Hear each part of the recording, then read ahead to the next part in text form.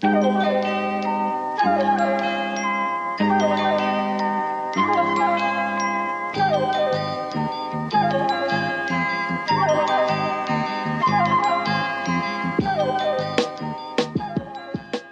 yeah, I did a job, Riley, in Prince Edward Island, which makes it sound like I'm a hitman or something. I don't know why I phrased it that way. A friend of ours from the other side. I worked for a company doing training, software training, and the company had a client, actually 2 clients on Prince Edward Island. And so I went there in the middle of fucking winter, like the dead of winter in Charlottetown, Prince Edward Island. Mm-hmm. That was the same trip that I ended up taking a connecting flight through fucking Halifax, and I just got waylaid in the middle of a freezing rain type blizzard. This is very like Animal Crossing coded. I had to go to Charlottetown, Edward Island. Like, what is going on? Number one, it's Prince Edward Island. Yeah, if you get Milo. it wrong again, if you get it wrong again, we're gonna hang you like that Vatican banker off of the Confederation Bridge. Wait, it was that off Blackfriars Bridge? Well, yeah, this is this is a Canadian version. If you're getting the Anne of Green Gables extradition, that's right. Where you get kidnapped, you get black bagged in Montreal, right? Taken to Prince Edward Island, and it's actually they pack you into a suitcase alive. The black site is actually in the basement of the Confederation Center. Hello, everybody. If you heard that voice, you know it is Josh Boerman from The Worst of All Possible Worlds, who is once again back in London. So, of course, we are here in the studio with him. It's also Milo, November, and Riley. And we are here talking about Prince Andrew again. Yeah, Prince Andrew Island. Oh. Prince Andrew Island. Yeah, that's right. Thank you. Okay, all right. We all dived for that one, you know? Yeah. They should exile him there like Napoleon. They should build him an island. Prince Andrew, he's back in the news. I don't know if you saw this. He's back in the news. Is it illegal to have friends or to make friends or to simply try and hang out with someone who you think understands you? Apparently. And the answer is yes. Yes, actually. Shit. Very much so, in fact. No, Prince Andrew back in the news because apparently someone who befriended him in 2020 is suspected of being a spy for the Chinese state, which I think is very amusing, decided they were like, all right, we're going to target Andrew. I mean, you want to grab someone when they're down. Obviously, that makes sense. But like the thing that's really funny to me is they arrested this guy at Heathrow and they seized all of his like devices, which is and then let him go, having, you know, and are now banning him from the country. And on those devices, one of the things that they found was a report presumably going back to his boss in China saying, oh yeah, this guy's completely desperate and he'll agree to anything. And I don't feel bad for Andrew, but I think it is funny to be like, yeah, you know, I'm you know, obviously things are bad, but I'm getting out there, I'm putting myself out there, I'm making friends, and then you find out from MI5 that your new best friend is chatting that kind of shit about you in a private group chat with Chinese intelligence. Yeah, just like, Andrew, if they're only after you for your connections, they're not your friends. It's like, but it was such a nice dinner. Like, it was so nice. And he got me. He wanted to know, he wanted to know so much. He wanted to know about my businesses. He wanted to know about, like, who I know in the civil service. And it's like, he's interested in you, and you're so petty that you just hate me having a friend. I hate getting cooked in the Chinese intelligence group chat. Prince Andrew uses chopsticks like a Mongol. You're like, well, that's fucking rude, first of all. The thing is, I don't feel bad for Andrew. I do feel a little bit bad for the alleged Chinese spy, because when, like, I guess becoming a spy must be a pretty exciting time in your life. You're like, where am I going to get sent in my life? Am I going to be, like, shooting CIA guys with the Havana Syndrome gun? What am I going to be doing? It's like the number in the Book of Mormon where they're figuring out where their mission is. Exactly. And so they put this guy on befriending an elderly British pedophile. Absolutely. And at that moment, when you get that briefing, and Chinese M is like, Bond, this is Prince Andrew. We need you to pal up with him. That's going to be a rough morning for you. You have to imagine. So, okay, Chinese Netflix, if you are listening, I have your #1 movie for next year. Yeah, Chinese James Bond with Ma and Chi. No, with God damn it, simplified Chinese M. I hate that you're making me. Now listen here, 008. That's the better number. It's one more than 7, isn't it? You should see what happened to 004. Nothing good. Oh God, terrible luck. This is a phone. It's just a phone. This is a phone. It's very useful. Economically made. Yeah, go on. Now listen up, 008. This is a gun. Squeeze the trigger here. Yes. We've not been captured by like tech companies like MI6 has. We're just gonna give you stuff. Or just like it's a Huawei smartphone, you know? Like all of the brands are just well-known Chinese brands now. We're not giving you a Huawei. The Chinese government listens to that shit. I'm just stuck on the idea of like ordinary Chinese spy being drawn into like Infernal Affairs / The Departed undercover pedophilia thing where he's like, oh, I'm not sure who I am anymore. Am I a Chinese spy or am I a British royal nonce? I mean, they could do The Other Guys too on this premise alone. Yeah. Anyway, welcome, of course, to the show. We are having a bit of a fun one today because I've got just a roundup of stories. In addition, of course, to last thing. Oh yeah, I would love to see a new Emily Maitlis Prince Andrew interview movie. Has to be about this. It's gotta be the Chinese spy and Prince Andrew. So the alleged Chinese spy and Prince Andrew, like working through how they're going to deal with the Maitlis interview. And then it needs to be adapted into a stage play that goes up on the West End, so the Guardian can give it like 2 stars and be like, it was thought-provoking. I've got a photograph here of you eating prawn toast. How do you respond to that? I have one more thought about this, which is this is making me doubt that Prince Philip actually had Diana killed, right? Because Andrew's a real problem for the royal family. Stories like this are going to keep happening because he's going to keep being around and doing more things. And like, surely at some point the white Fiat Uno beckons, but it hasn't yet. Maybe it's just because Philip's dead. No one's taken it over. With no like guiding hand to like organize the assassinations, you know? I don't think Charles gets down like that. I don't think he does. You need someone who's genetically Byzantine to have that level of court intrigue. Yeah. And that's what we've lost. Here's the other thing, though. I know I keep saying I'm going to move on, but I just can't. Genetically Byzantine is the type of shit Ben Judah was calling like bus drivers. Prince William is like, it's time, and he mournfully goes down and crowbars open the door to his grandfather's Greek cave. He's like pulling white dust sheets off stuff, and there's like a gyros machine that's steam powered somehow, and then eventually he gets to the white Fiat Uno with the Athens plates, and he's like, it's time. My old friend, I see him. I'm sorry, again. Andrew. There's a scrape of black paint down the side of it. Discard your Germanness. Become who you were meant to be. Ella. Really bad at driving. The most Greek thing you could be. It's just like you have to be trying not to kill him, and then you run him over by accident. Yeah. What if? Here's the thing. I'm gonna take what November is saying. I'm gonna synthesize it. I'm gonna do a synthesis. They've been trying to kill him. He's just Mr. Magoo. Like he is bending over to tie his shoe every time. He wonders why so many like vases and stuff shatter whenever he bends over to tie his shoe. No. What it is, it's an even better premise for the buddy cop movie, which is the undercover Chinese pedophile is saving him from every attempt. This like poor regular type spy is having to like chuck glasses full of poisoned brandy out of windows every day. Oh my God, we are so good at coming up with movies. Only the Chinese government has the juice to train someone from a young age to be a pedophile in order to send them undercover with Prince Andrew to save him from the royal family's attempts to murder him. Pedophile guardian angel is just such a specific thing. God, let no harm come to an adult. That's my motto. It's a fucking like. Did any of you watch Touched by an Angel back in the day? Did that make its way? I did not. I can sense a very nasty sequel coming here.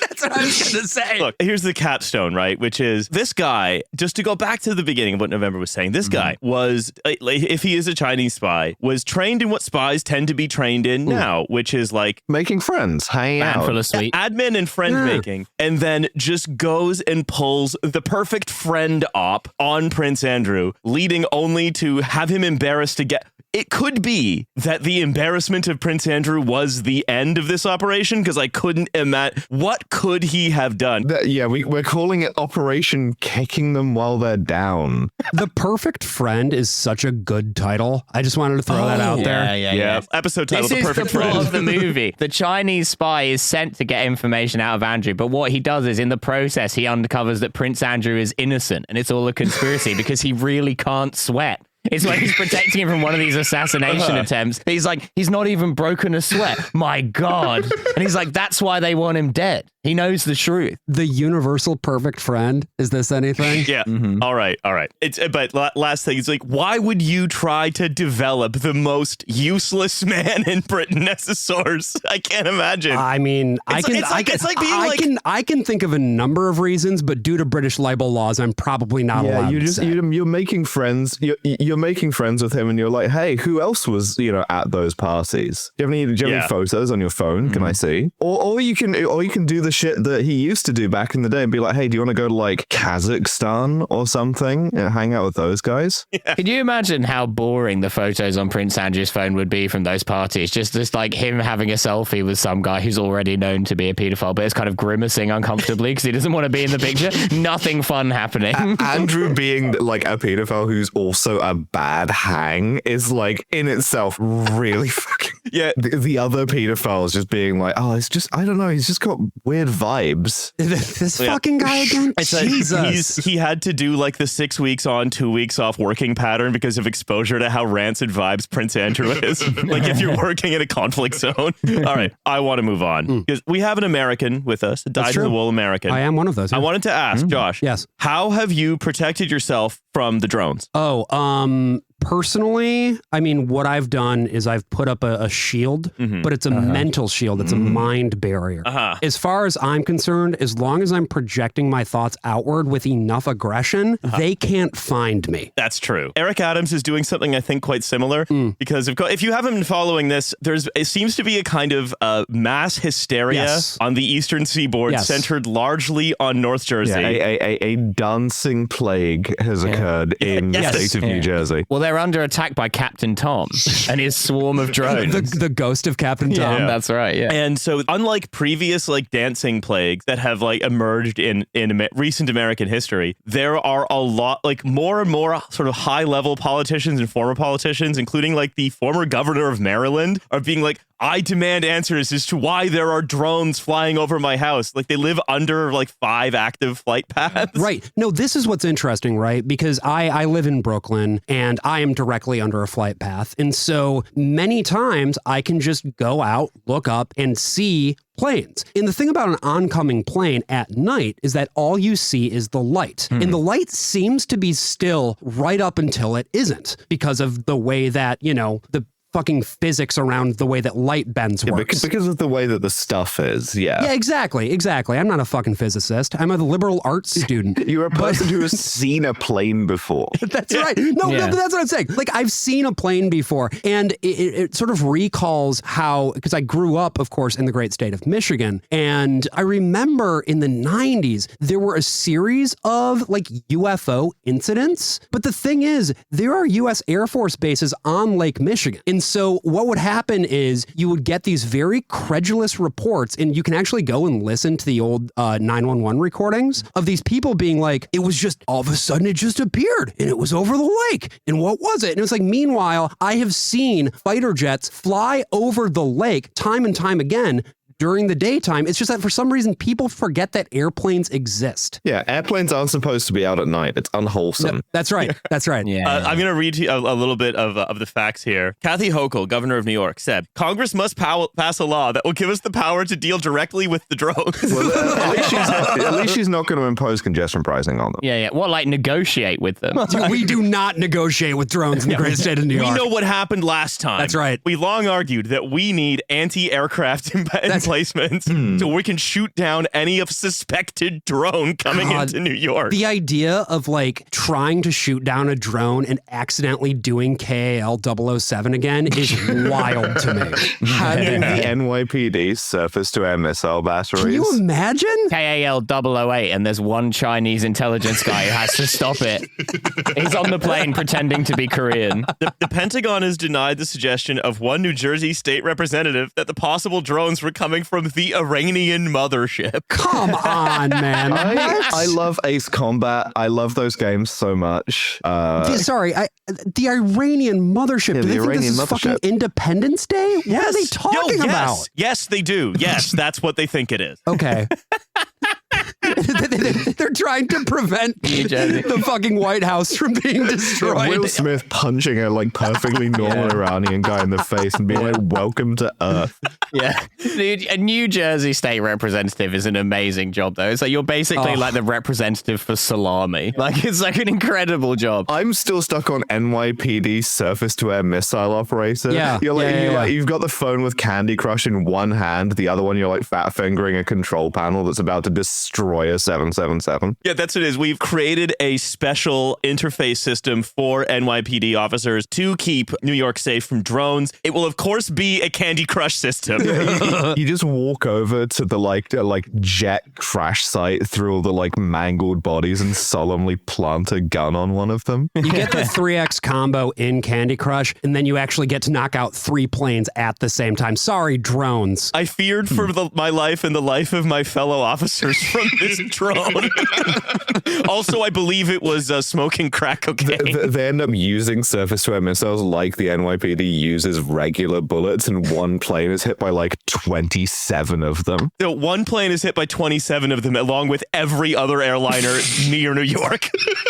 Imposing a no-fly zone on yourself because, like, the peasant mindset is alive and well in New Jersey that has caused the dancing plague. I believe that New York City, by virtue of New Jersey, can be the first city in the world to close its airspace due to dancing plague. Oh, that would be so nice just to have an actual quiet day. But the thing is, there is this sort of collective, it's hard to describe, specifically in New York City, the sort of collective hysteria that is Josh, would developing. you say that New York is more of a character in this crazy story than the setting? I would say so. I mean, you know what I would also say? I would say that London is the New York of the United Kingdom. Well, thank you for being here, Mr. Mayor. Yeah, you're welcome. Yeah, that's very exciting. You know the first stop is Istanbul. Yeah, that's right. That's why you were here so late. That's right. It was because the layover in the premium lounge at Istanbul Airport. Yeah. We've actually opened up a franchise Trash Future studio in the premium lounge at Istanbul Airport for this reason. It helps. Oh, by the way, Riley, am I entitled now to join the Trash Future premium lounge at this point? Yeah. I was told that my 5th appearance might come with some perks. It's at Istanbul Airport, but you are allowed in there. We have moved it there, but we were not given any incentives to do so. You can have as much Sutsuck and yogurt as you want. You were saying. Oh, just that like there is this collective hysteria that's developing, and I attribute a lot of it to the mayor himself and his unique brain, which of course there's a great podcast you can listen to all about this, I'm told. The Daily, New York Times. With Michael Barbaro. Yeah, that's right.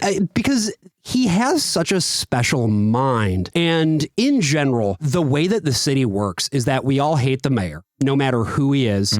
Of course. But we also develop whatever brainworms the mayor has within ourselves. I don't know if it's the same way here or not. I don't know if like Sadiq Khan has unique brainworms. It's so easy to forget that London has a mayor. Right. Okay. Yeah. It's very, very different in New York, right? And there is this thing that seems to be the case, whether you're talking about the mayor himself or his allies, all of whom, of course, we know dine at the table of success.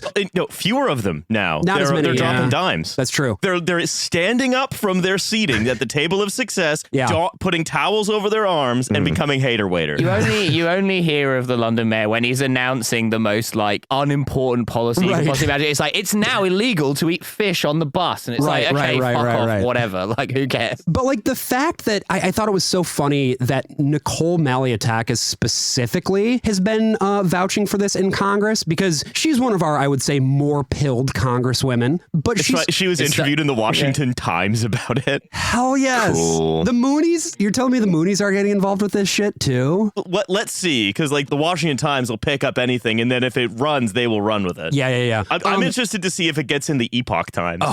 Once it's in the Epoch Times, you know you're cooking. But there is this, I'm really trying to describe what the thing is. New York is a very low information city. I'll just put it that way. There are a lot of news outlets, including the Epoch Times, including the New York Post, that are intentionally set up to confuse the information environment. Oh yeah, they're like the British press. Yeah. No, they are though. That's the The thing. New York Post is the closest thing you have to a British tabloid newspaper. That's absolutely true. And so everybody sort of lives in this state of perpetual paranoia because the mayor has no real interest in helping people understand what's going on because a confused populace obviously benefits him. And so we cultivate this perpetual low information environment. And then New Jersey is sort of like its own weird world where their politicians have an interest in advancing federal policy that fucks the city over because there's this grudge match. The one thing that everybody is always able to agree on, though, is increasing the level of paranoia. And so this drone story, I feel, is a great example of all of those different sort of moving pieces fitting together where everybody has their own different reason to want people to be freaked out about the drones, but ultimately it benefits each of them because it allows them to advance their own projects. And yeah, if it benefits you to be freaked out about the drones, you're going to be freaked out about the drones. Right. It's like, I've seen some fucking insane reactions to this. Trump canceling a golf trip in New Jersey. That's so funny. That is the because of most drones. serious thing he can do. Was it to Bedminster? It was another situation where again, I checked the Epoch Times. They quoted someone proposing Iron Dome for America. Yes! Yes, dude. Yeah, that's the with all of the money that has been Vivek Ramaswamy and Elon Musk have fired every single civil servant. In exchange, America can launch one full salvo of a NORAD Iron Dome so fucking at just funny. normal civilian aircraft. I'll tell you what, I can't believe it. I'm out of office 20 years and suddenly they're announcing some Iron Dome. For the whole country. Maliatakis, in fact, talking about Eric Adams before we move on, Maliatakis has called out Eric Adams for not taking steps to investigate the drones hovering above her Staten Island district. Of all the things to call Eric Adams out for. But it's weird, too, because Maliatakis and Adams are, I would say, politically aligned with each other for the most part. Like, Eric Adams is a Democrat only insofar as you need to be a Democrat to become the mayor of New York City. Most of the interests of her district are well aligned with what it is that Eric Adams is trying to do, insofar as he is in favor of more cops everywhere all of the time. And you know what? All the fucking cops live on Staten Island. So it's basically what you're saying is the dream of a Candy Crush interface surface-to-air missile launcher program called American Iron Dome and staffed by volunteer NYPD guys off duty is actually pretty close to being a reality in Staten Island. It's an Iron Dome, but it's just like a cop firing his service weapon in the air. Actually, this is perfect because Staten Island is kind of the Israel of New York. It's an ethno-state for cops. So it should have its own Iron Dome. Maliatakis would be the lead sponsor on that bill. She'd be number one with a bullet. And by bullet, I mean surface-to-air missile. This is all very amusing, though. I you know me, I always like to bring things together, right? Like, Absolutely. There is such a sense of omnidirectional paranoia, whether that's about like who's secretly a spy developing the sort of lamest royal in all of Europe, or like that the planes are watching people. Like, it didn't used to be, right? It didn't used to be that UFO sightings happened in urban areas. They tended to be more of a rural phenomenon. They were over Lake Michigan, exactly. Because as we know, people who live in cities are smarter, as opposed to rural rubes and oafs. Mm-hmm. I think it's an alienation atomization thing. You know, of it's course. the aliens are the ones flying the drones. Yeah, that's right. I'm not actually Aliens know suggesting that Hicks Yes. won't be believed. If they abduct- aliens are engaging in a kind of like intergalactic program of like hick baiting, essentially. Ooh, that one, get that one. He's got a pickup truck. We've abducted a man who only ever speaks about NASCAR. No one will ever believe him. This is actually why they keep making the pickup trucks bigger and bigger. Like the reason the Ford F-150 gets bigger every year, the bigger Harder it to gets, the abduct. harder it is for it to get beamed up. I mean, Exactly. this is the problem, right? It's not that we believe these things, it's that the aliens do. They're chauvinists, right? The aliens Right. are all up there reading the New York Review of Books and being like, yeah, listen, all of these guys, and like they're posting the Jesus land map of the US, you know. Right. Yeah. Somebody needs to fucking call them out, and we're doing it. We're listen, actually really brave. If you're like a red state voter, if you're like a Trump person, you are materially in more danger of getting abducted, but it's because of shitlib aliens. What I'd give for a redneck who drives a Kia Picanto. A nightmare getting these Ford F-350s off the ground. There's a fucking little like I fucking love science bumper sticker on the back of the UFO. Well, you would have to get there, right? Like they have a coexist bumper sticker as well. Hey, Glorp, check out this article from the Palmer Report. It's 25 reasons that Kamala Harris can still win.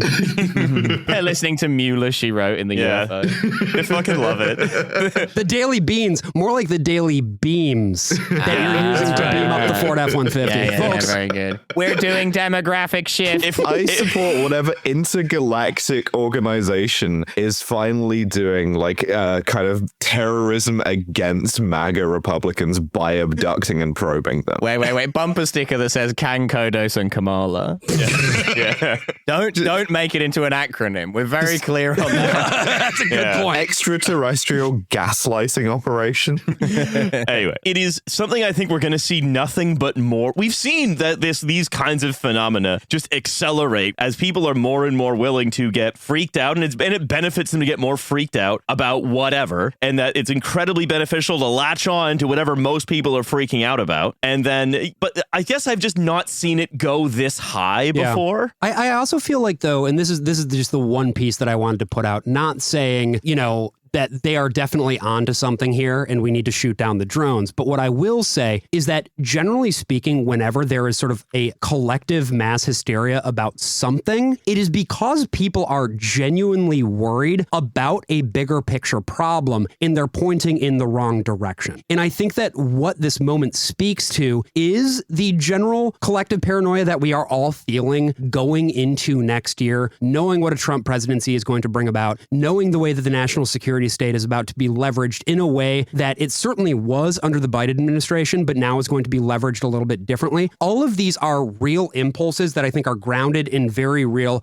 material conditions, but again, are being pointed in the wrong direction because it benefits the ruling class to have everybody really fucking confused. I think that's about right. I think it's something that we're going to keep talking about as we move on. But I want to bring us on to another of my sort of fun little diversions I've got for us today. One more fun little diversion, and then I've got like some articles we can choose from, depending on how far it gets us, which is in the midst of what it sounds like the first couple lines of We Didn't Start the Fire. Wingstop has announced today its intention to complete a securitized financing transaction, which will include a new series of securitized debt.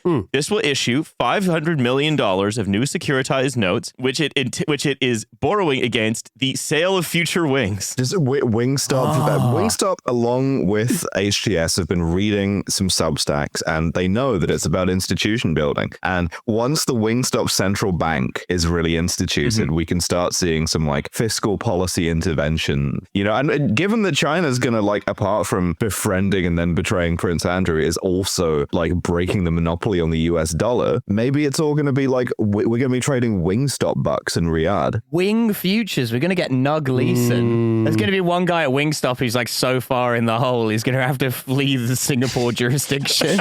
That's right. The securitize everything movement is back. That's right. Interest rates went down by 0.25%, and now Wingstop is like, all right, fuck it, wing futures. Let's go. I'm putting everything into like Papa John's gilts. I don't. I mean, listen. I anticipate that this will be a thing that more and more fast food chains get into, and I, for one, cannot wait. So help me understand exactly here, Riley. Looking at the big spirally coin thing that you put McDonald's like charity money into, and being like, what's the return on this? It now accepts Bitcoin. Yeah, no, it's that you put the big sort of McDonald's spirally coin thing, and then you follow the pipe, and it just goes to the Barclays Esoteric Structured Finance office, and it just drops into a little jar there. So what is the difference between Wingstop doing this through some sort of securitization? I'm seeing $500 million of, I guess, wing notes. How is this different from a more traditional way? We're here for the Wingstop's money, not your money. Your Your money's insured by Rick Ross. You're not going to lose a dime. Don't risk your life. What makes this different from a more traditional way, I guess, of financing debt against a failing fast food chain? Because you are borrowing against specific future earnings. Okay. I'm creating a structured product that allows you to buy like future sales. And so it's just... You can lock in wings that you might want in 6 months at today's price. Okay, sure. So I'd say it's more like it is a bond that is tied to the income of something specific. Mm-hmm. So it's like supply chain financing, basically. A little bit, yeah. It's just that was like a specific subcategory of what this is, which is more general. Okay, fine. So that was a specific subcategory of this more general, like asset-backed security. That was a specific subcategory that had weird characteristics that made it very useful for making companies look more profitable than they were. Okay, so if I'm buying... I don't know if this has that. Okay. I don't know. If I'm buying $1 million in, again, we'll call them wing notes for the sake of... Wing nuts. Wing nuts, there we go. I am basically betting that Wingstop is going to be able to, I'm seeing upsize the capacity of the variable, like to what extent am I just like buying debt against more debt versus betting on the future of the company? Let me put it that way. It's both. Okay. You're doing both. I just think which is always a good sign. Yeah. Yeah. It's we've talked about different versions of this in the past. One of them, Harmonix, right? They will buy, what they will do is they will buy like song catalogs and then they will borrow against the future revenues of those song catalogs. Okay. This is like that, but with wings. People are always going to need the hits of Peter Andre. Okay, so that's right. Obvious question here. What happens then if they fail to sell the wings? Well, then the product would go bust, and that's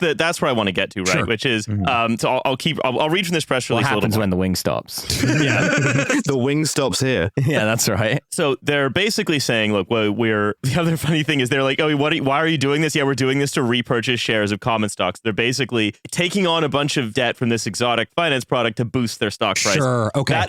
That's basically like the most common thing that happened, or one of the most common things that happened between 2008 and 2020. Got it. Which was a great time for most people. I have another very explain like I'm five question about this. How illegal is this? Completely legal. Okay. 100% legal. Cool. That seems good. But it's also key to the business success that they derive from the Wingstop way, which includes a core value system of being authentic, entrepreneurial, service-minded, and fun. Wingstop is a brand with like a creed, it's got an ethos. I also, do any of you actually have familiarity with, have any of you ever eaten wings from from Wingstop? We have Wingstop. Yeah. Oh, you do? There is a Wingstop in Dalston. They've suddenly opened like 100 of them all over the UK in the last 6 months. It's probably to cover the fucking wing notes, I would imagine. Probably, yeah. The craziest thing is their mascot, the Wingstop Wingstop.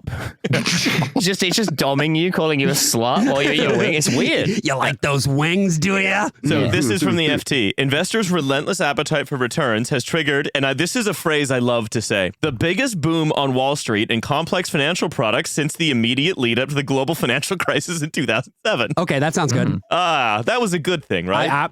Yeah. Again, I never like to overstate the risks of these things. The market is not big enough that if it fails, then like a bunch of terrible things will happen. It's just not big enough. A bunch of like line cooks jumping out of windows. What? It just like landing on, because it's a ground floor, just being fine. Yeah, a line cook's like Volkswagen Jetta being repossessed. The problem comes when the other places also start to issue their own notes. Like once you get the Kentucky Fried Chicken bucks and the Buffalo Wild Wing notes, that's when you're going to run into trouble. Yeah, then Adam McKay is going to recreate an early 2000s Carl's Jr. commercial and have a beautiful woman explain it to you. Can you imagine? Again, it's not going to happen, but then again, right?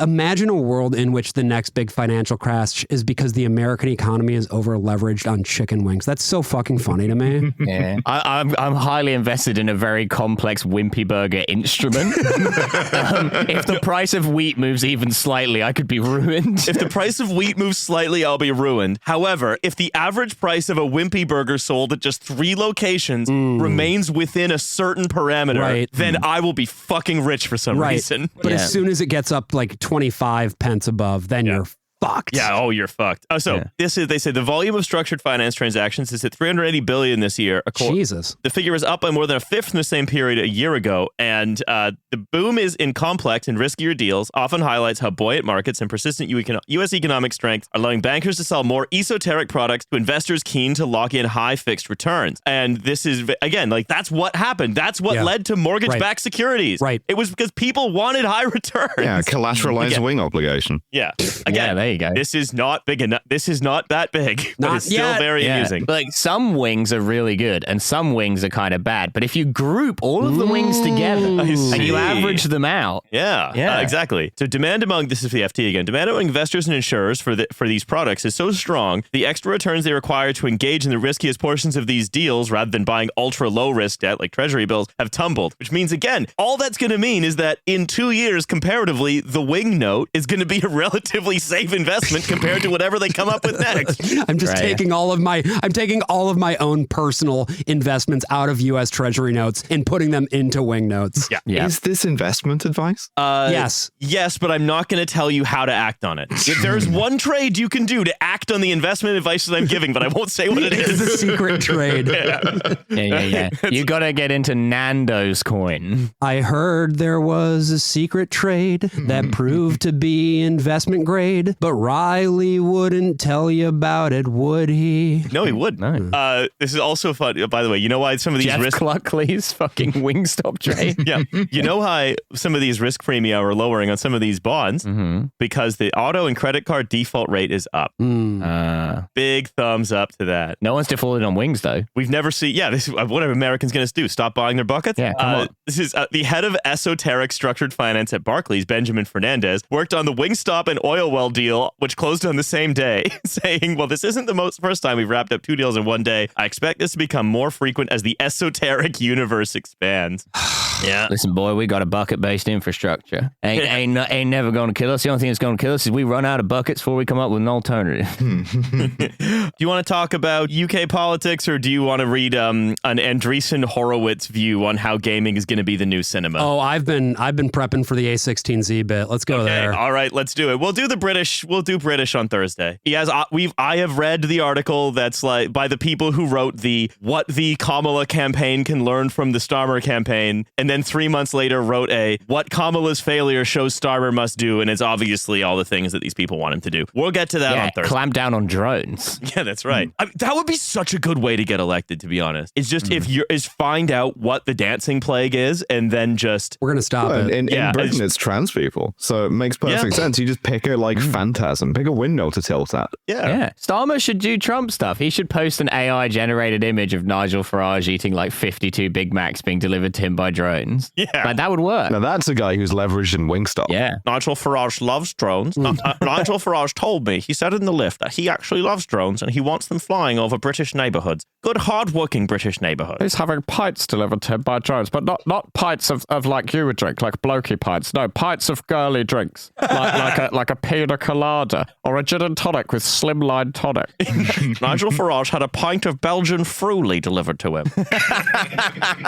All right. So this is with Jonathan Lai, partner at A16Z. Stories, he says, are at the core of the human experience. Oh, that's so true. It's so good. That's so true. We make sense. This guy was just teleported here from the Homeric era. Like, what is he on about? We make sense of the world, find meaning, and connect with others through stories. And over the last century, many of our most beloved stories were enabled by technological shifts. Yeah, sing muse of the drone. Yeah. Well, like writing stuff down. That was a big technological shift at the time. Yeah. Before that, you just had to remember it. Yeah, that archaic Greek Andreessen Horowitz, like inventing writing stuff down. In the future, the written word may be used to log stories that are multiple minutes long. Yeah. Andreu Horau, the Homeric Greek. And then, of course, several, I think we would all have been barbarians, have all gathered together to transmit an oral tradition criticism. That's right. Anyway, so Marvel and DC Comics rose to prominence in the 40s, dubbed the Golden Age of Comics, enabled by the mass availability of the 4-color rotary letterpress. Similarly, Pixar was uniquely positioned in the 80s to leverage a new technology platform, computers and 3D graphics. Thanks, John. The early prototypes that started off as novelties became new formats for deep storytelling, and today we believe we're right around the corner from the next generation generation of Pixar. Generative AI, of course, is enabling a foundational shift in creative storytelling, empowering a new class of human creators. I love that they have to say human. A new class of human creators to tell stories in novel, but novel ways not feasible before. I like the idea that human creators doesn't mean human creators. It's actually just a new term to refer to parents.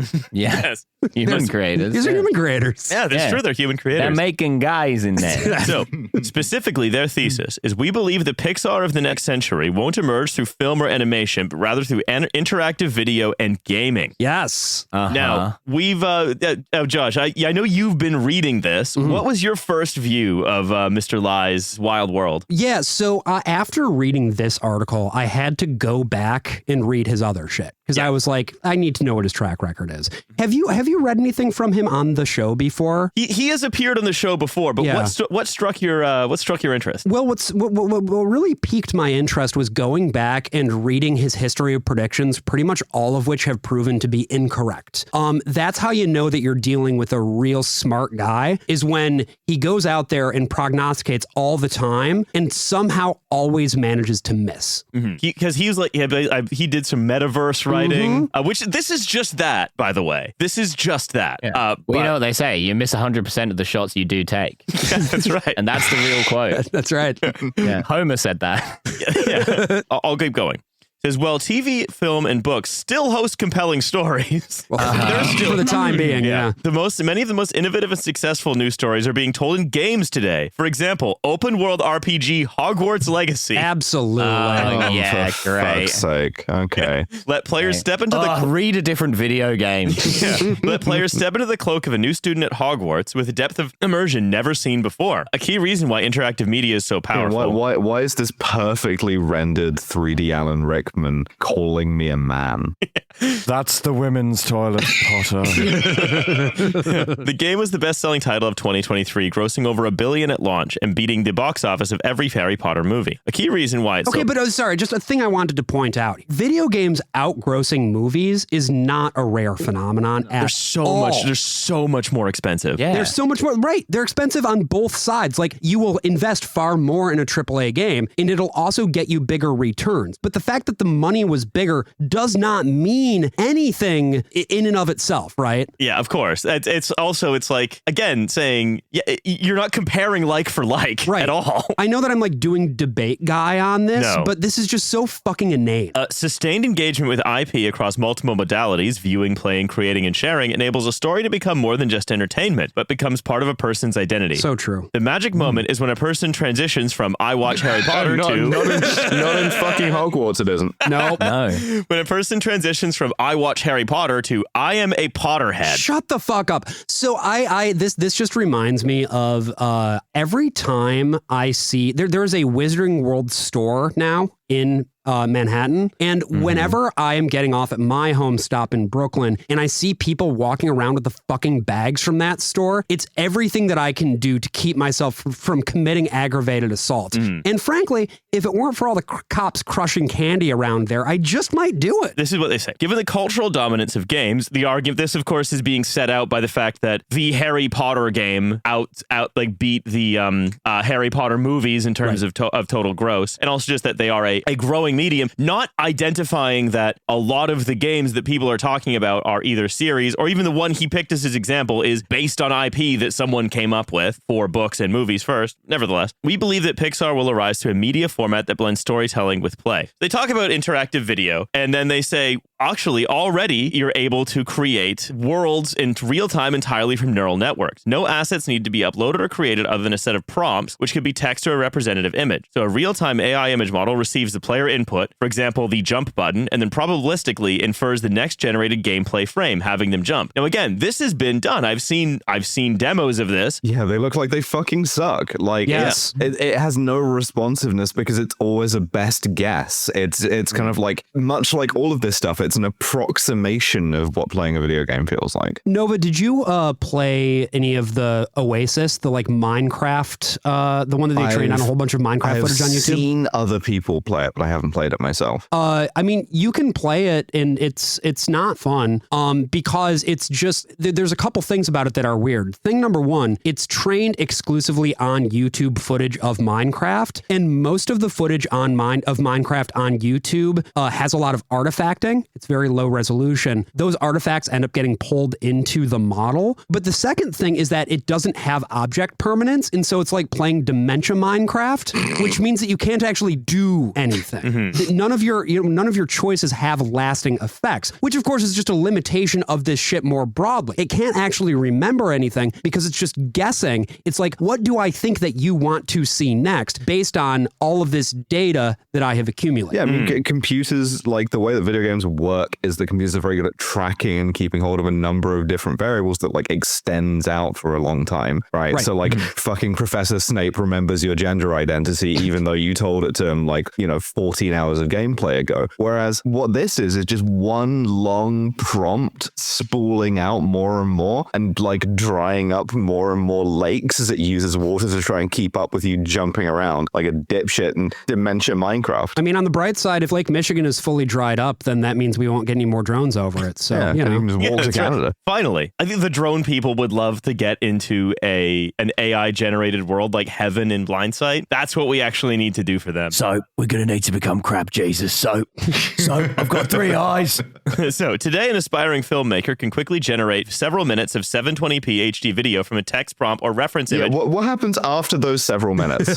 That's also not an aspiring filmmaker. No. That is not an aspiring filmmaker. That is not someone who wants to, at best, create a collage. No, you know what an aspiring filmmaker does? They get a fucking camera. Like that, you know what I mean? This is what drives me up the fucking wall about this shit. And sorry, Riley, I know you said at the beginning that we're going to keep this light and keep it fun, but I find this to be an affront to everything that I believe in and stand for. Yeah. Oh, no, 100%. The fact that they say an aspiring filmmaker basically no longer needs to make film. I've talked about this in a couple of ways recently. The ones that leap to mind are, most recently, the British political class's obsession with management, and that everything is management of management of management, is management all the way down. And also that the AI and creative industries, to me, always has represented a kind of attempted management coup. Whereas a network executive, you want your notes to translate directly into outcomes without having to be interpreted by anybody. In fact, you don't want anybody at all. You'd rather do away with the camera entirely. Yeah, well, it's the same thing as we talk about with unis, right? Where it's like the most efficient neoliberal university is one with no teaching and no students because it's just a bunch of managers managing an empty campus. By the same token, the most efficient way of running a movie studio for these people is all executives, no actors, no directors, no screenwriters. Well, which explains the interest in this idea, which I know they're just a little bit further down in this article. I'm trying to see if there's a place where they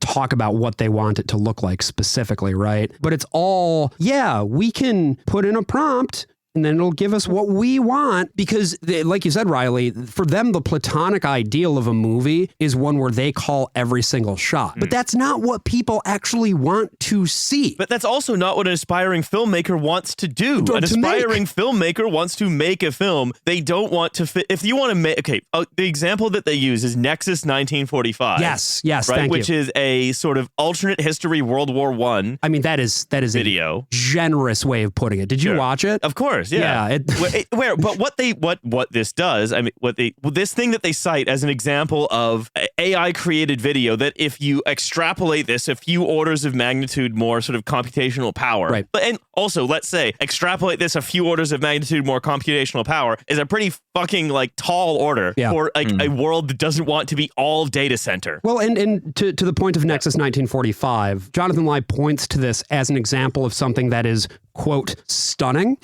And Stunning. it's I can just sort of show you. Riley, Milo, did you see this at all? I didn't watch the video. I saw a still. Yeah. So here's a couple stills of this stunning thing. Here we've got Great. The World War I 8080 from Star exactly. No, Wars. it's just an ATST. Yeah. And then here we've got the World War II Dalek. Oh, okay. Yep, slash great. also the trash can droid from Star I like the idea Wars. of making the Daleks more right wing. That's pretty right. fun. The Nazi Dalek, rare. And then here we of course have the T-800 Terminator fighting alongside some Nazis. And he's got a cross on him, but like a Christian cross, Yeah, not it's like not a the Nazi Iron Cross. Yeah. But all of this is just so stupid. Born again Christian Terminator. Come with me if you want to be saved. Someone had to come up with the Terminator. Right. Jim Cameron had to eat that bad meal that gave him food poisoning so he could come up with the Terminator. Right. I'm the Toilinator. And this is the whole... Come with me if you need to shit. Just like shitting horribly, being like, damn, I wish someone would terminate the guy who made this. Yeah. Got him. Just a weird bit in Terminator 1 where I've like Schwarzenegger just like dunks an entire fry cook's hand into the fryer. He lost a lot of money in wing features. we talked about this, Riley, with the fucking Showrunner app, which actually gets name checked in this article. Why do you think I picked this one to read with you? It was just that all that was South Park. They trained the model on South Park, and it ended up making more South Park. With this, they clearly trained the model on Star Wars, Terminator, and maybe also Doctor Who, and you end up getting those things, but now with Nazis, who it looks like were probably pulled in from Wolfenstein, I think. Okay, what this says, really, is an aspiring filmmaker shouldn't want to make any new films. He should content himself, or she should content herself with the films that have been made, and then just kind of grab whatever elements of them that you want to make something that's good enough for someone to spend some money on. Yeah. Make the Christian Terminator. Right. Why not? Yeah.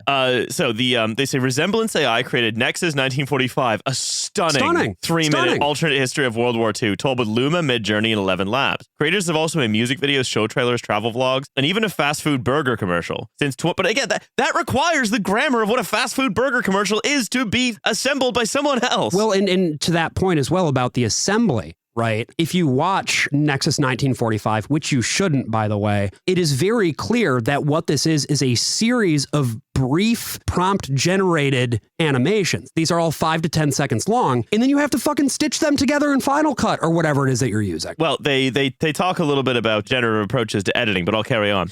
Yet to acknowledge a few of the current limitations, there's still a big gap in narrative quality. Yeah. That's one way of putting it. Between a 2-minute clip generated by a prompt and a 2-hour feature film crafted by a team of professionals. He's so smart. That's so insightful. Awesome. Yeah. I like the working in venture capital. You just have to make yourself really stupid. Like you can't, like you have to stop like believing the information of your eyes and ears. It's like being in the court of like a chubby medieval despotic boy king. Like you have to, you've become like the vizier to the little boy king who's like, I demand a palace made of ice cream. And you're like, yes, my lord, it shall be so. But it's that not only is it that every single one of these viziers also has $10 gazillion and is throwing it at the products that will make the boy king happy, you know? Yeah. The wing features. Yeah. We go back to something we highlighted at the beginning, right? Which is, I don't think they're exactly stupid so much as they have understood that it is profitable to genuinely believe these things. You are going to make a huge amount of money if you can make yourself believe that like a 2-hour feature film crafted by a team of professionals can on some level be replaced by a sufficient number of prompts. So you think he genuinely believes what he's saying? I think it doesn't matter. I mean, honestly, it doesn't matter if he genuinely believes what he's saying. So rather than Jonathan Lie, they should be calling him Jonathan Truth? Is that what you're telling me? One Jonathan always lies. One Jonathan always tells the truth. Yeah. No, but I think you're right. It probably doesn't matter as long as it's profitable. Yeah. So it can be hard to generate exactly what a creator wants from a prompt or image, and even experienced prompt engineers usually discard the majority of their generation. But in the near term, one of the largest opportunities lies in advancing new media formats like interactive video. Wait, hang on. So they're saying that the guy who made Nexus 1945 discarded most of the things he generated, but he was like, Nazi Dalek, yeah, sick, stick that in. Christian Terminator, yeah, stick that in. Yes! That's the best one we could get. Yeah. Oh my God, and the comments on that thing too. I think somebody called it Sublime. I think I sent you one of these, Riley, but this is from somebody whose handle on YouTube is @personality malfunction. who says, and I quote, "This is frighteningly good. It is far, far ahead of what professional studios, hampered as they are by incompetent management, focus groups, and cancel culture, Imagining that as a Pornhub comment. has achieved in the last 5 to 10 years. The best result of this AI revolution would be if the shackles on real human imagination and storytelling was removed to stay relevant." Well done. 12 likes, hearted by the uploader. So again, they think that that studio executives doing like anti-bullying training is what's causing a kind of broad-based cultural production malaise. Well, they don't know what they believe. Yeah. That's the thing. It's all received wisdom because they have heard that, the studio heads are making things become woke or whatever. Like, you may have seen, it's like fucking Grums and guys like that, right? Who are all talking about how because the hot lady does not have big booba anymore, it means that our entire society is going into cultural relapse. Yeah, we're going to give Grok a pair of +4s and a riding crop and make it a director. So while generative video quality can be inconsistent today, the popularity of shorts such as Real Short and Drama Box have already proven there's audience demand for low production value episodic short TV, with thousands of quick bite-sized miniseries such as Forbidden Desires Alpha Love. Did you watch this? I have not watched Forbidden Desire Alpha Love. Please tell me about Forbidden Desire Alpha. My impression, the impression that I get already is that it's like, iPad slop for babies. It's just going to be that for adults. It is that, but what's interesting about Forbidden Desires Alpha's Love is that it is actually shot and performed by real people. They're taking these incredibly bizarre generated scripts, but then they are performing them completely straight. And so I think the reason that this has found an audience is because of the uncanny nature of it, the fact that they are committing to these very, very bad scripts, and this makes them somehow remarkably watchable. Oh, so you can actually AI generate a movie, but it's The Room. That's what it is, Milo. I shit you not. Awesome. You should watch this because, again, nobody should watch this, but that's the appeal of it, is that it's like, what the fuck is actually going on right now? Well, I think the other thing to remember is that to make AI Quibi. Yeah, indeed. That's great. When we did a Quibi episode like 4 years ago, we were like, it can't get dumber than this. There can't be a dumber entertainment venture than 8-minute murder house flip show on your phone. Somewhere lurking in an AI's training data is the phrase "bury me with my golden arm" is waiting. It is waiting to be spit out and given to an actor to read again. Look, I said this the last time around. I'm going to say it again. At least Quibi got some of my friends' jobs. That's true. That is true. A lot of my friends are liquidators. You go to the IMDb page for Forbidden Desires Alpha's Love. The number one question is, what is the Canadian French language plot outline for Forbidden Desires Alpha's Love? Interestingly, Riley was the one asking that question. Yeah. Where is it? Where is it? Qu'est-ce que c'est les sommaires du plot? Les désirés interdits. L'amour d'Alpha. So basically they're saying, look, but number one, that mode of producing, right, which is an AI generates the idea, and then that gets made by people who are doing what the AI says. That's how a lot of the kids' YouTube, like Spider-Man beheads Elsa from Frozen to the Finger Family song. That's how a lot of that got made, because that's animated by people. It's just the trends would be just spat out for them to animate, and they would kind of do their best guess of translating what like that very archaic version of God told them to animate. Yeah, I mean, sure, in a universe where ISIS was run by Spider-Man, he probably would behead Elsa from Frozen. That would be consistent with his ideology. Absolutely. Yeah, he'd see her as an apostate. But the thing is, that kind of slop is the thing that could very easily be generated by these models once they reach the technological advancement that is necessary to generate something that's more than 60 seconds long, And that's the thing that I think kind of gets me about all of this. You've got these very high-minded proclamations about advancing the art form or whatever, right? Using these tools to create new narratives. That's not what this is for. And I think they're kind of hiding the ball on this one. The reality is that what this is for is creating more and more and more slop that requires basically no sense of creative vision or anything, but can very easily be marketed to people who just want to have something on in the best case scenario, or who in the worst case scenario are fucking fucking iPad kids who are going to take whatever is thrown at them regardless of what it is. And the thing is, right, this is what I tend to go back to, is certainly not all art is good, but a lot of good art gets to be made in the cracks. It gets to be made where there's just some money to give to someone to make a thing for some reason. The example I always go back to is the career of David Cronenberg. Is like the reason that the movie Scanners exists is sponsored by beer. It's a Quebecois tax loophole, and so it was funded by a bunch of French Canadian dentists who wanted to reduce their tax bill. Sure. That's why the movie Scanners exist. That's why a lot of like Canadian cinema of that era exists. Before we reinvented Canadian cinema with Bon Cop, Bad Cop. And thank God for that. Yeah, the best movie ever made. An unnerving body horror, and then David Cronenberg's movie Scanners. Thank you, Milo. Yeah. That is a very like interesting, original, worthwhile piece of filmmaking that stands up to the test of time, that gets made for an even more abstract reason than we want to create some easy watching for someone. Right. And so the more of this that exists, there hasn't been a lot of room to make Scanners for a very, very, very long time. But to me, this represents the last closing of some of these cracks where it's possible to do something creative, original, and interesting in the where capital's almost not looking. Right. And that's because, of course, people were making it, you know? And I know that's a very inane point to make on some level, but I think that I've spent so much time now looking at where a lot of these things seem to be going. And yes, the idea is always to remove the human element from the production because the human element is economically inefficient in the eyes of these producers. It reminds me always of one of the arguments for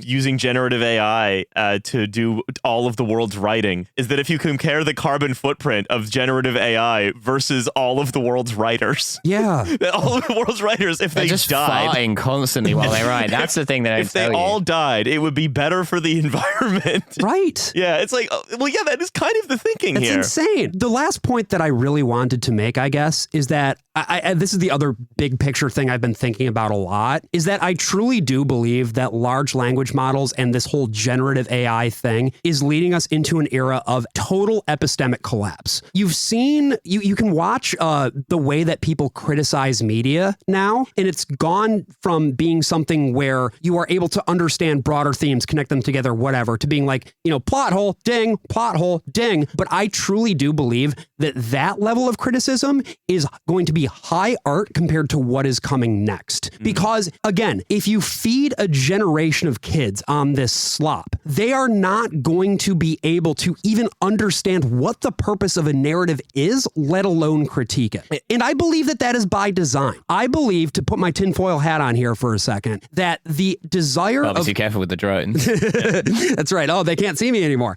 I believe that the purpose of all of this is that the capital class wants everybody to be as uncritical as possible. And so one of the best ways to do that is to destroy any attempt at a narrative that would criticize, critique, or otherwise deign to take down authority. Well, and again, even if it's not intentional, it almost doesn't matter. Well, the purpose of a system is its function, right? Yeah. The purpose of a system is what it does, and the purpose of the system is to generate dementia Minecraft, apparently. No, exactly. Yeah. And, one of the things that's happened over the last, 15 years is a lot of students are leaving high school, functionally illiterate. Right. Right? We've created Japan. What happens when you leave high school basically without a theory of mind? Right.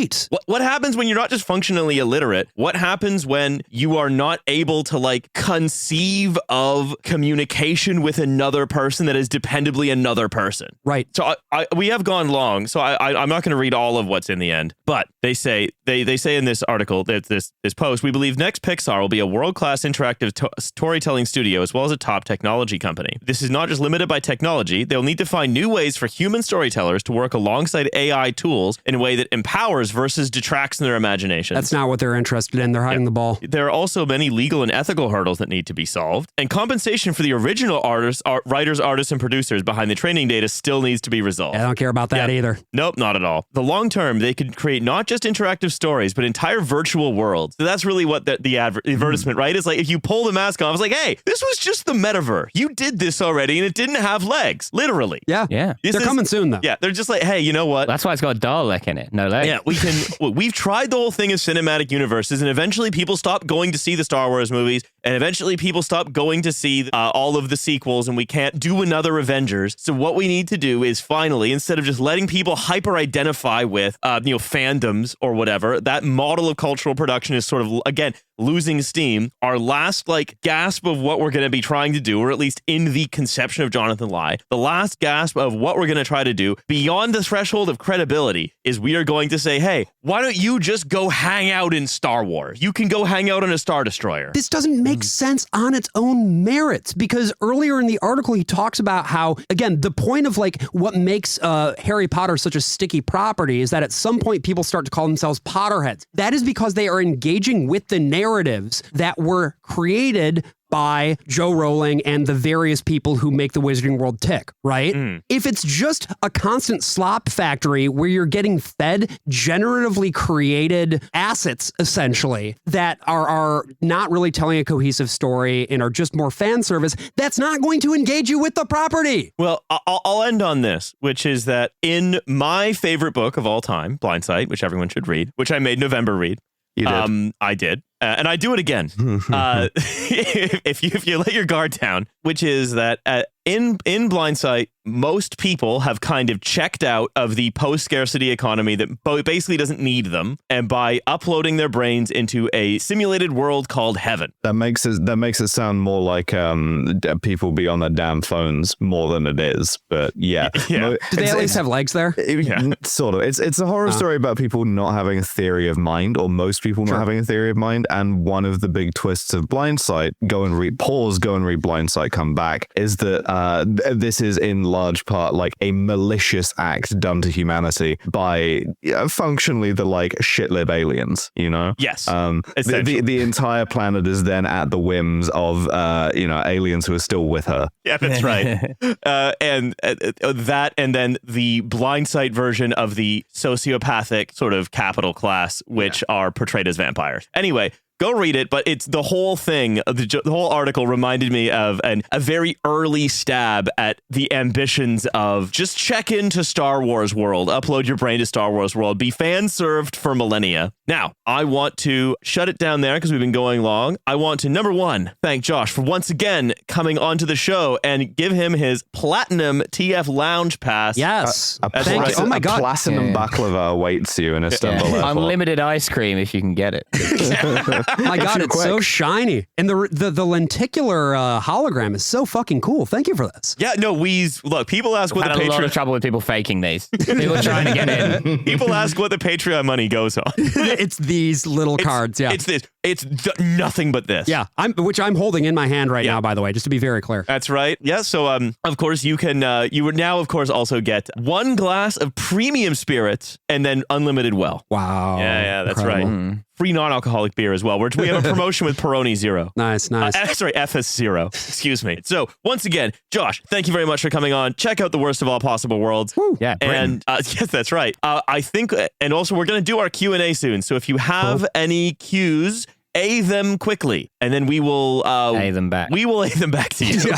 If you have any cues, yeah, that's right. Cues, and then we'll A them, and they'll be double. And then A. we'll A the cues, and then all the cues will be A'd from both sides, and then the cues will be retired. Yeah. Also, are you in Brussels or Rotterdam, or maybe by the time this comes out, Amsterdam? That show's going to be on sale. The Brussels and Rotterdam are on sale right now on my website. There's also a whip in London in January and a whip in Bristol in January.